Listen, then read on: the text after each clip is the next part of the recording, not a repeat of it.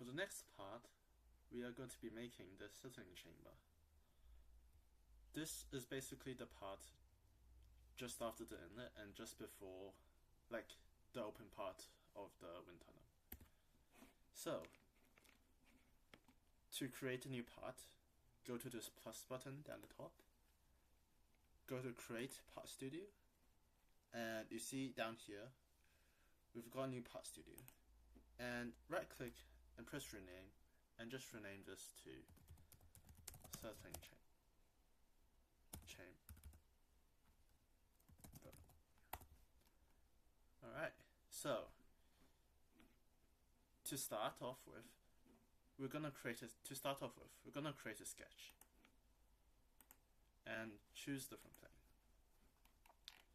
Now we're gonna make a rectangle. This time we're gonna use a corner rectangle, and we're gonna dimension it by pressing D, and dimensioning it 56 millimeters by 56 millimeters. We're gonna use the same rectangle tool and create a smaller rectangle on the inside, and make the distance between the smaller rectangle and the bigger rectangle 2 millimeters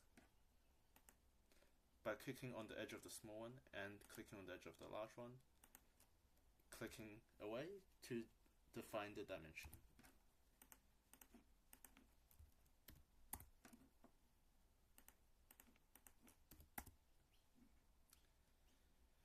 Now we've got the sketch, and we're just going to simply extrude it.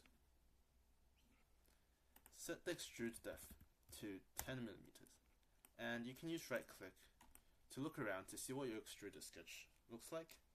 Here we actually also want to include the inside, so click on that as well. And once you got this, just press the tick. Next we're gonna do the holes on the inside. So to do that, we're gonna first show sketch 1, and then create a sketch on this face here. Go to the front view, and the first thing you're gonna do is to come up to the top and use project, or you can press U and select these edges over here. Next, you're gonna go to the corner rectangle tool and go to the top left corner and create a small square. Then you're gonna use the dimension tool, or press D, and dimension this 2.5 millimeters by 2.5 millimeters.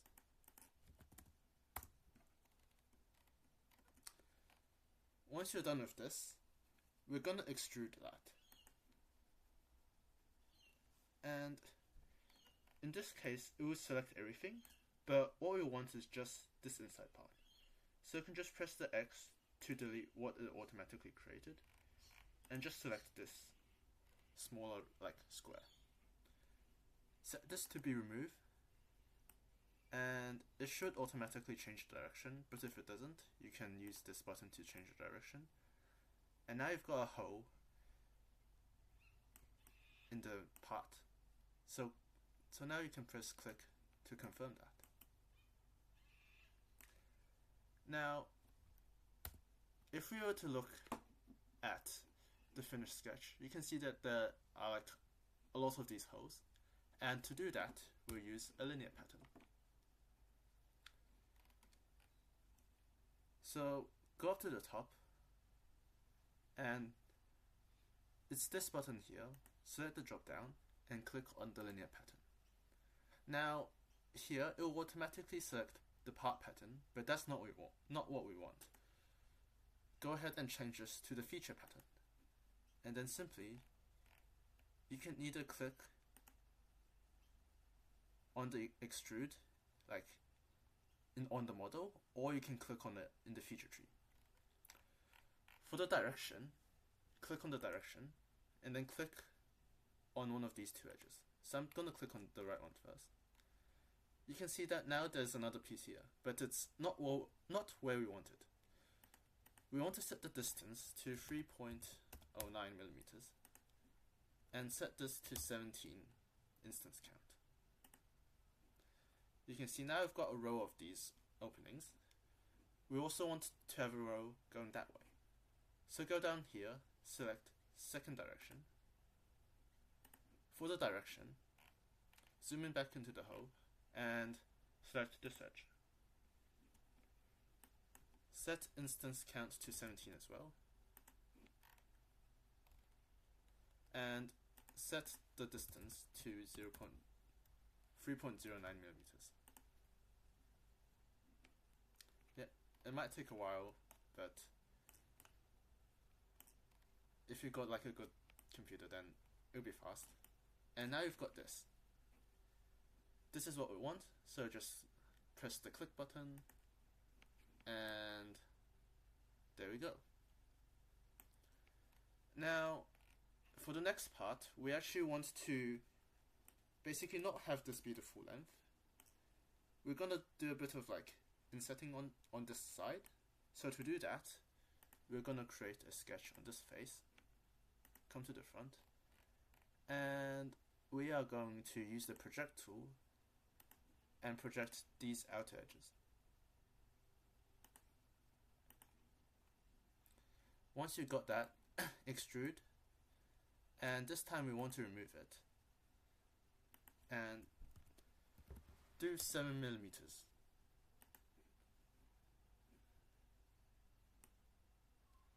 Yeah, and this is about what you want. If it looks like this, it's correct. Press the tick, and you see you've got something like this.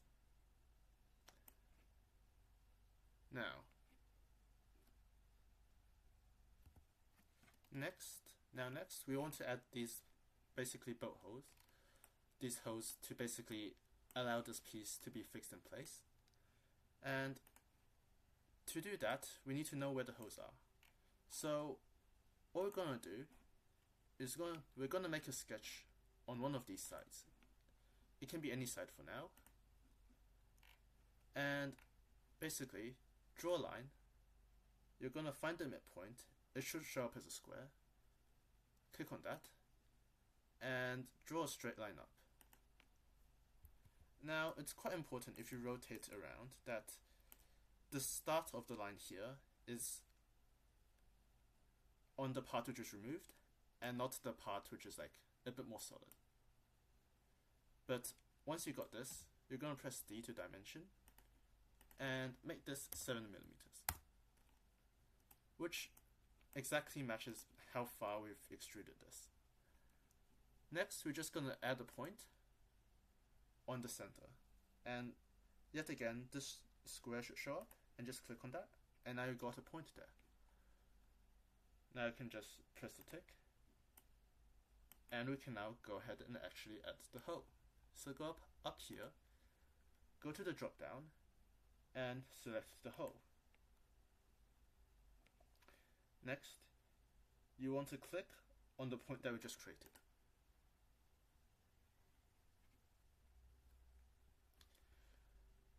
We're going to make this a metric hole and a countersink.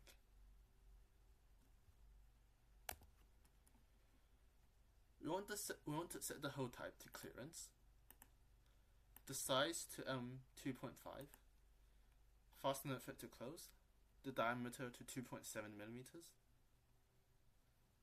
and the termination to be up to next. We're also going to set the offset from tip to be 4 millimeters, and the angle to be 90, and the countersink angle to be 90, and the tips angle, well, it doesn't really matter, but you can just copy what I have here.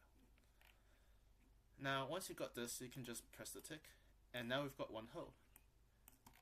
We're going to have to copy this onto the other side. Now, you can just like remake this, but we can actually use a circular pattern. But before we do this, we need an axis of rotation. So we need a line basically in the middle. To do that, we're going to make a new plane. Select one side, and then select one side.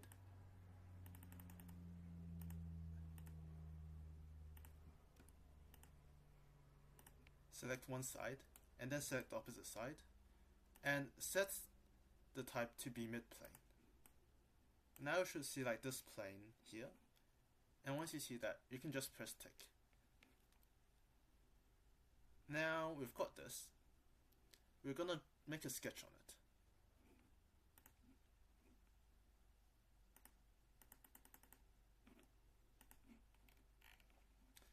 We're gonna draw a line. You can make it a construction line if you want, and basically draw it straight down.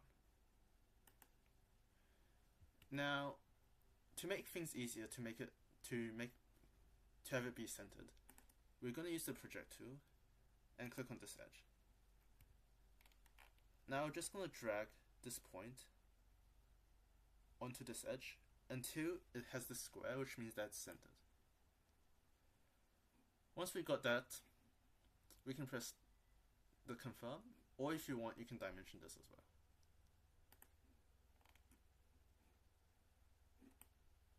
Now we can actually use the circular pattern. So go up here to where it says linear pattern, select the drop down, select circular pattern. For entities to pattern, click on the hole. Wait. Before this, we need to select this to feature to pattern, and then click on the hole.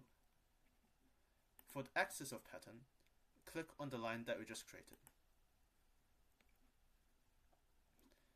Now you can see we've got 4 different canvas and holes here, and we can just press click. Now this is pretty much it, but for the final part we want a bit of tolerancing, and what that means is basically when you assemble 2 parts, you need a bit of gap between them, otherwise they'll be extremely tight, and with 3D printing they're not going to really fit that well together. And in order to add this tolerancing, we're going to come up here and select move face. Select all these inside faces, and set the offset to 0.2 millimeters.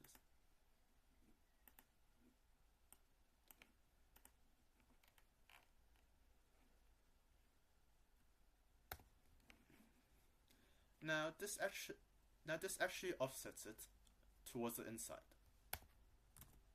which is not what we want.